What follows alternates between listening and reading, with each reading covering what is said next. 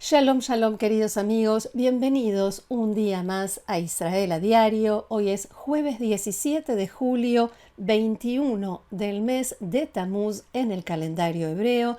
Llevamos 650 días de guerra, todavía hay 50 rehenes allí en la Franja de Gaza.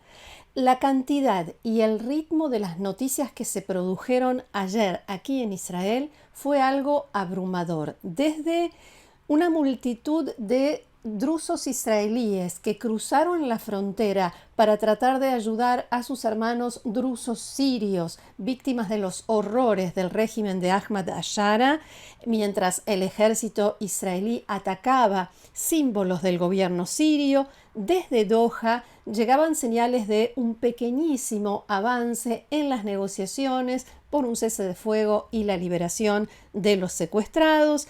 El partido ultraortodoxo sefardí Shas anunciaba que se retira del gobierno, pero un poquito, no del todo, y hay más. Aunque no lo crean, eso no es todo. Todo esto sucedió al mismo tiempo, en paralelo, y nosotros vamos a ver cómo siguen esos acontecimientos y cómo lo reflejan los medios aquí, los diarios y otros medios, hoy aquí en Israel. Comencemos con la tapa de Yediot Aharonot, que abre su edición de hoy con una imagen del asalto a la valla fronteriza en la localidad drusa israelí de Magdel Jams. El titular dice: señalar el límite. Por supuesto, es un juego de palabras y la bajada señala: a la sombra de los informes sobre cese de fuego, esta vez en Siria, en el ejército israelí evaluaron que se esperan varios días de combate. A pesar de todo lo sucedido, hay estimaciones que indican que no se ha cerrado la puerta a futuros contactos entre Damasco y Jerusalén. En la tarde de ayer, como decíamos, miles de drusos israelíes llegaron hasta la frontera y la cruzaron hacia Siria para ayudar a sus hermanos allí. Una réplica de lo que había sucedido el martes, pero en una magnitud mucho mayor.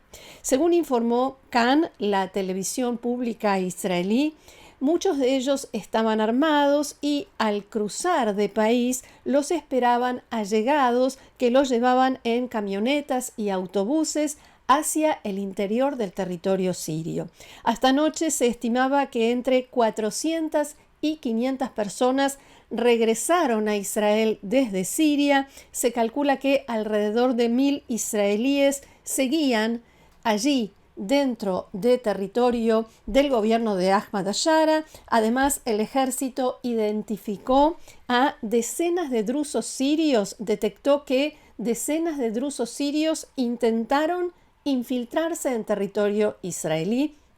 Todo eso en medio de un caos tremendo. El primer ministro Benjamin Netanyahu se dirigió a los ciudadanos drusos de Israel ayer por la tarde y les dijo: no crucen la frontera, están arriesgando sus vidas, pero a esa hora al menos 1.000 de ellos ya la habían cruzado. אחיי אזרחי ישראל הדרוזים, המצב בסואדה, המצב בדרום מערב סוריה, הוא חמור מאוד. צה"ל פועל, חיל האוויר פועל, כוחות אחרים פועלים.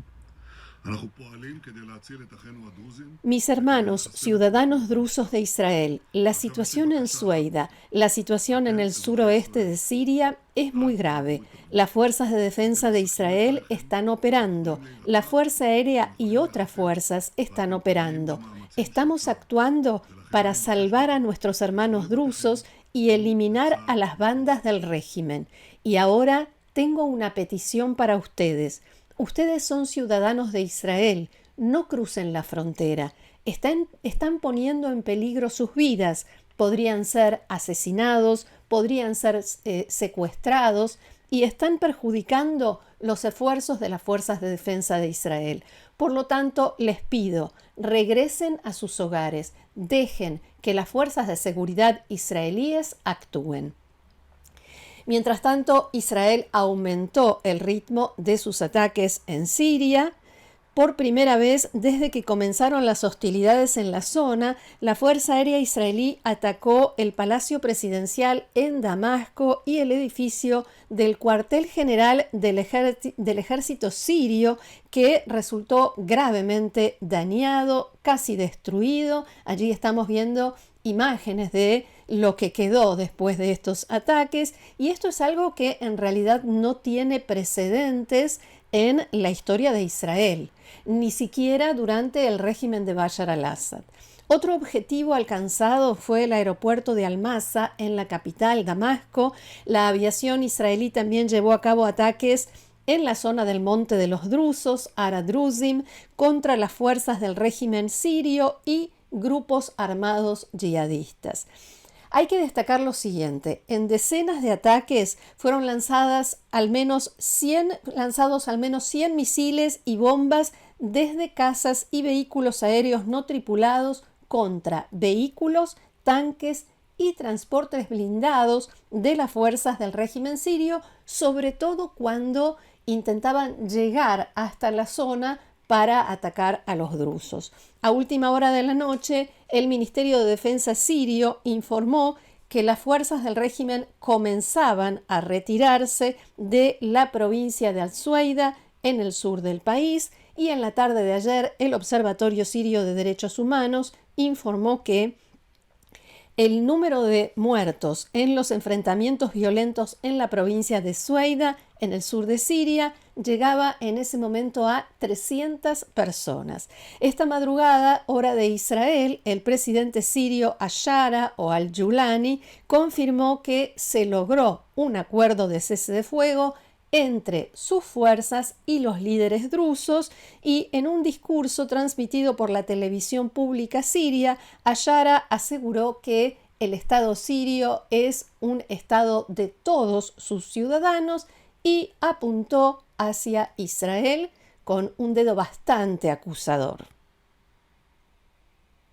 إننا اليوم ونحن نواجه هذا التحدي الجديد نعيش في قلب معركة تهدف إلى حماية وحدة بلادنا وكرامة شعبنا وصمود أمتنا. Israel, que ha estado atacando nuestra estabilidad y sembrando discordia entre nosotros desde la caída del régimen anterior, ahora busca una vez más transformar nuestra tierra pura en un escenario de caos sin fin.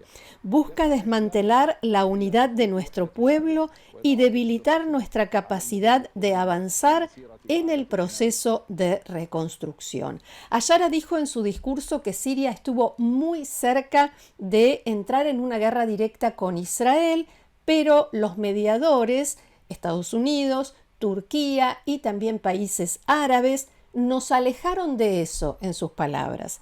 Abro comillas: no tememos a una guerra, hemos dedicado toda nuestra vida a defender a nuestro pueblo, pero hemos priorizado los intereses sirios antes que el caos y la destrucción, decía el presidente de Siria. Ashara explicó que quienes atacaron a los drusos son grupos rebeldes que cometieron delitos contra los drusos y que sus fuerzas, o sea, las fuerzas del gobierno de Ashara, actuaron contra los delincuentes y lograron expulsarlos. Y justo en ese momento entró Israel en escena y atacó.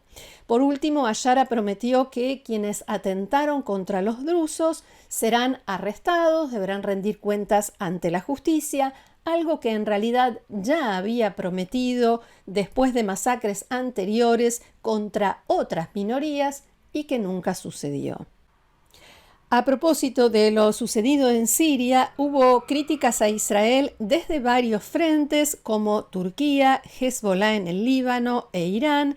El ministro de Relaciones Exteriores iraní, Abbas Araghchi, dijo que el gobierno israelí no conoce límites, es un régimen rabioso. Allí lo vemos a Araghchi, que también publicó en X imágenes de la explosión generada por el bombardeo de Israel contra la sede del ejército y la zona del Palacio Presidencial en Damasco, y escribió: abro comillas, por desgracia, todo esto era demasiado previsible. ¿Cuál será la próxima capital?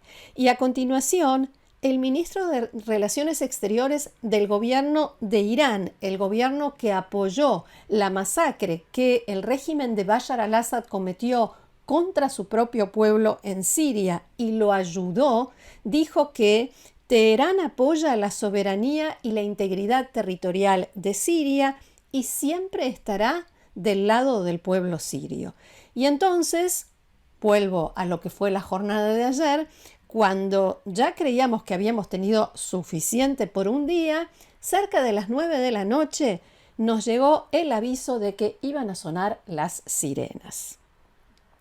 El portavoz de las Fuerzas de Defensa de Israel informó que fue interceptado con éxito un misil lanzado desde Yemen. No se reportaron daños ni heridos. Donde sí hubo complicaciones fue en el aeropuerto internacional Ben Gurión. La actividad se detuvo por unos minutos. Un vuelo procedente de Pafos en Chipre tuvo que retrasar su aterrizaje cuando estaba a punto ya de aterrizar.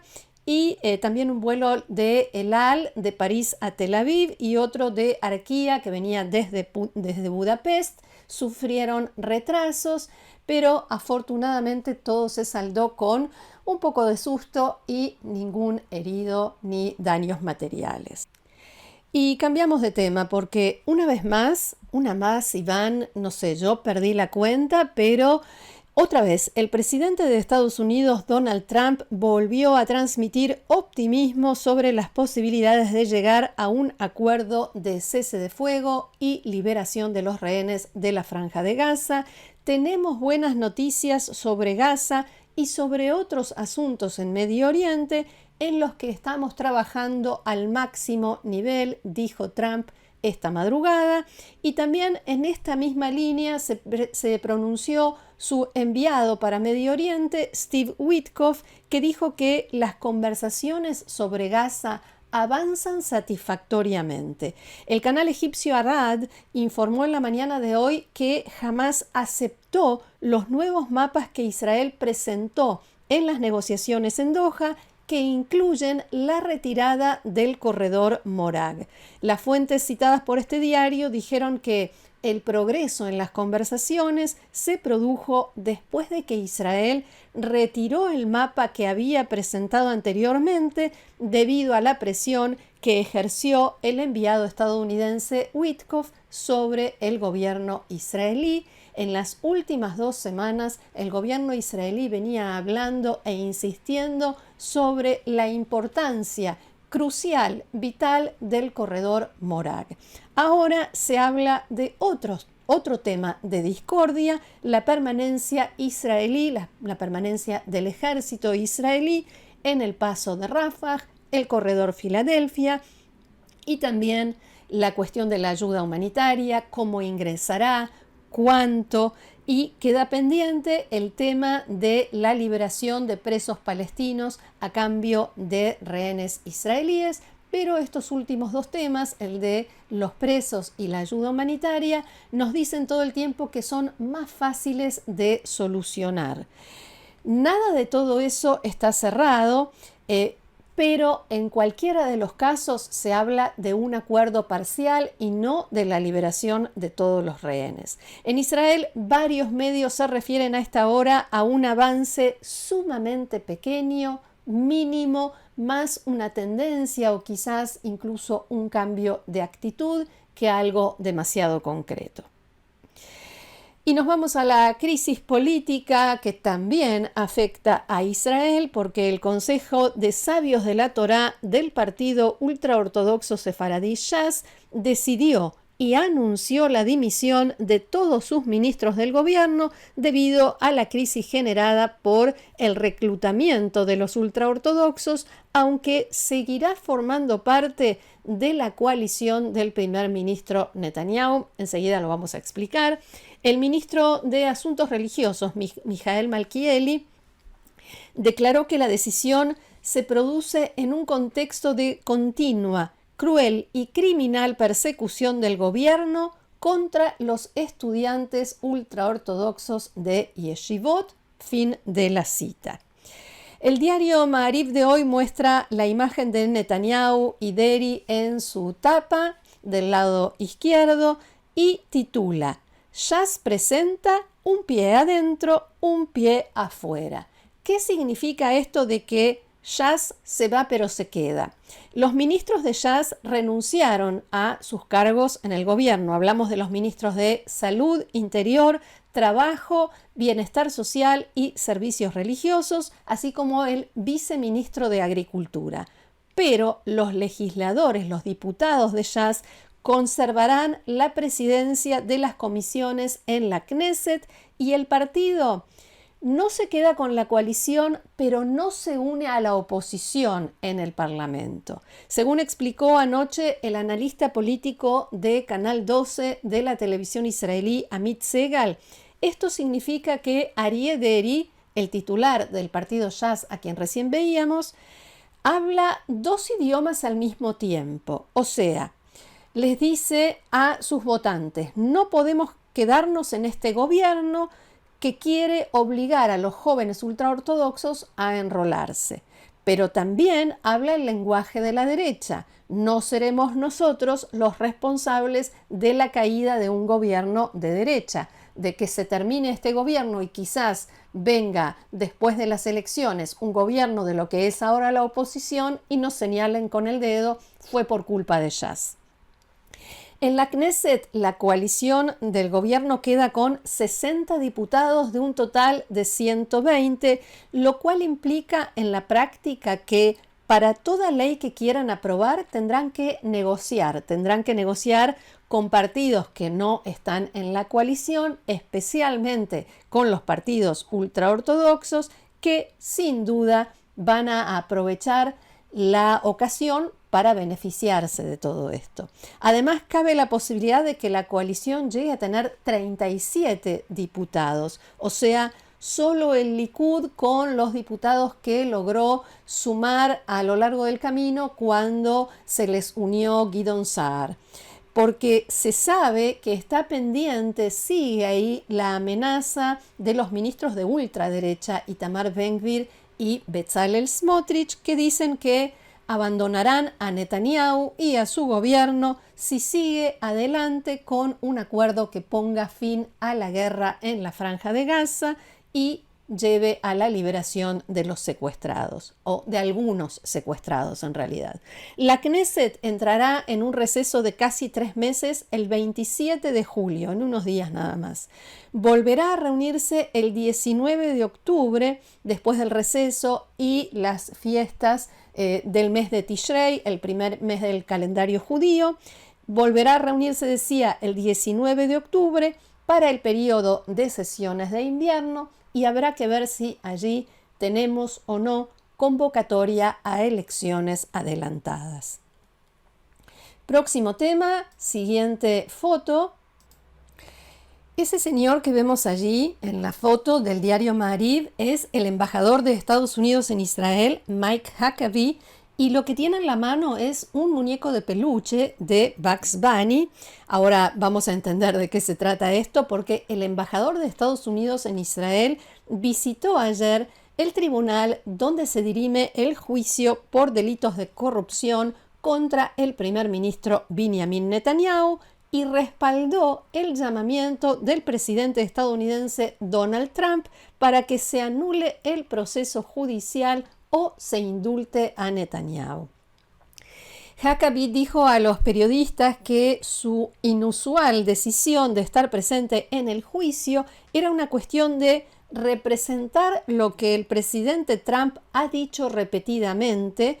Es lamentable, esto entre comillas, es lamentable que una persona involucrada en intentar poner fin a una guerra y rescatar a los rehenes esté pasando por la distracción de este juicio que requiere mucho tiempo y es difícil, declaró Huckabee. El presidente lo entiende, el presidente Trump, porque es lo que él ha vivido en Estados Unidos. En sus declaraciones, el embajador destacó la fuerte amistad, la excelente relación entre Trump y Netanyahu. El embajador fue fotografiado, como vimos, con un juguete de Bugs Bunny y en el juzgado se lo ve en otras imágenes saludando a Netanyahu, que estaba muy sonriente y satisfecho con esa imagen. Esto en referencia a las acusaciones en el juicio. Se dio en realidad como un ejemplo de conducta, de actitud de la esposa de Netanyahu, Sara, que había exigido al multimillonario Arnon Milchan que llevara un enorme peluche de Bugs Bunny a su primera reunión con ellos para su hijo Yair. En la mañana de hoy, el periodista Efi Trigger, que conduce el noticiero de 6 a 8 de la mañana en Galei Tzahal, la radio del ejército israelí, planteó lo siguiente. Supongamos que en las próximas elecciones Benjamin Netanyahu pierde, no tiene mayoría y no logra formar gobierno.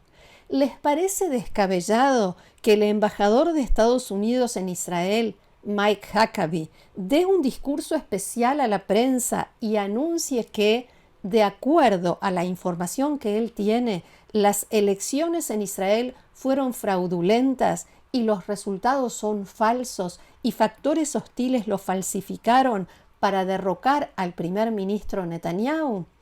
Él dejó la pregunta en el aire y yo digo que la polémica está servida y que cada uno forme su propia opinión. Hasta aquí nuestro encuentro de hoy. Muchísimas gracias por habernos acompañado una vez más. Les agradezco, como siempre, les agradezco muchísimo la participación y los mensajes tan cálidos que me hacen llegar y los invito a seguirnos en el canal, a compartirlo, a suscribirse y a formar parte del grupo de amigos de Israel a Diario, haciendo clic debajo de este video donde dice unirse. Gracias nuevamente, que tengamos buenas noticias. Shabbat Shalom.